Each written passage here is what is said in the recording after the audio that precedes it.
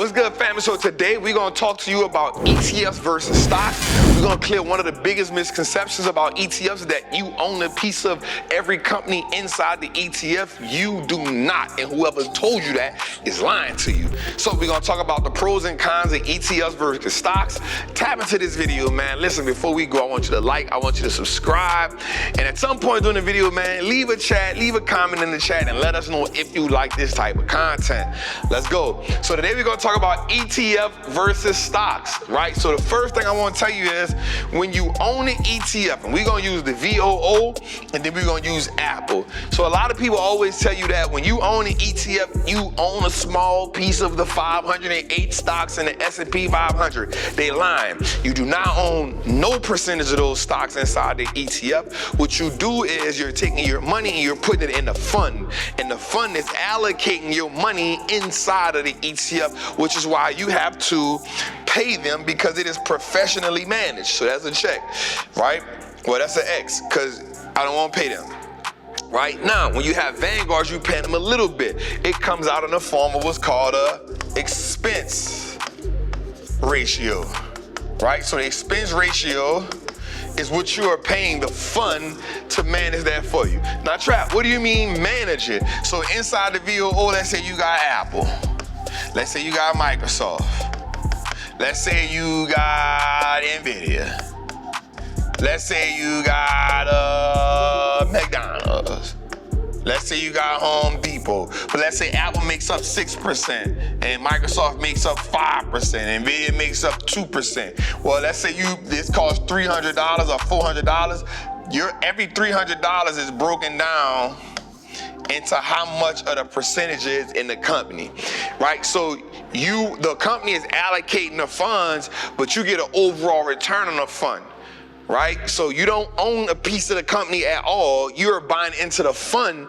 The fund is distributing the money based on a balance of the stocks inside the fund. You can figure that out by going to Yahoo Finance and then go to VOO and then go to Holdings. Or if you're on Robinhood, you can go to Holdings and it'll show you the top 10. So, but when you come to this, so you don't own that, right? And next, one share of the VOO gives you, I don't want to say exposure, but you're buying the fund in the 508 companies that they have, right? We like that part. Also, when you own the ETF, you have diversification, right? Which a lot of people like diversification. I'm not mad at you for that. And this comes with lower risk. This comes from my people that don't like to take a lot of risk. This is why I use the VOO as my what? I always say it. My savings account. Now, let's say we got Apple. Now, the difference here is you buy one share of Apple, you have ownership in Apple. VOO, you don't have no ownership, right? You also have a better rate of return, but you're also taking on more risk. So you're taking on more risk when you own an individual stock, and here's why. Because if you own Apple, then if Apple goes up or down, that's where your money going. Whereas if you own the VOO, if Apple goes up, you still got another 507 companies to balance that out, right? So the risk return, the risk reward, all of that is different. Also, you personally own this thing. You personally own that, so you don't got to worry about paying them nothing. Now, I want to get into something right quick. I am not a firm believer in people buying fractional shares. And here's why. Because let's say you own Apple stock. One share of Apple. Right? You now have a small piece of ownership in the company. Right? And you have access to a dividend in the company. But let's say you buy fractional shares. One share. So this is the thing. This is the company.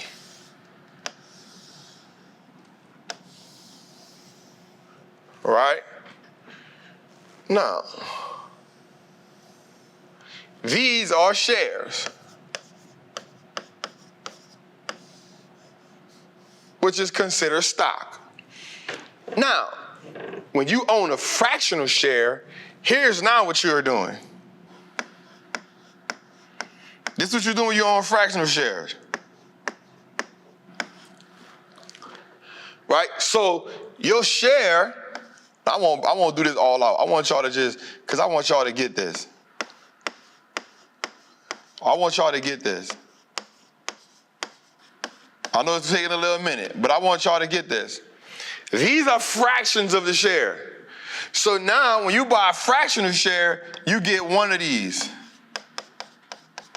So that means you own a piece of a piece, which means when it comes to the dividend, your dividend is a piece of a piece. This is why I don't want you to buy fractional shares, because either way, guess what? The broker gets paid from your transaction, regardless. The broker gonna get paid of your transaction regardless. That's why what I would rather you do is save to invest. I would rather you save to buy one share of this than to buy a fraction of share and actually think you're doing something. I know it's a hard conversation to have. I know y'all ain't gonna like what I'm about to say. I know a lot of people in the comment gonna tell me I'm tripping. I can handle that. I can handle that. No millionaire, no billionaire ain't buying a fraction of a share. I would rather you save to buy a whole share of Apple than to buy a fractional share of Apple. And I don't care what nobody say. If we're going to play the game, let's play the game the right way. Let's not play the game the wrong way. So here's what I want you to understand. As we get into this, you buy one share of Apple, you have ownership, you have a high return potential, you are personally managed, but you also increase the risk.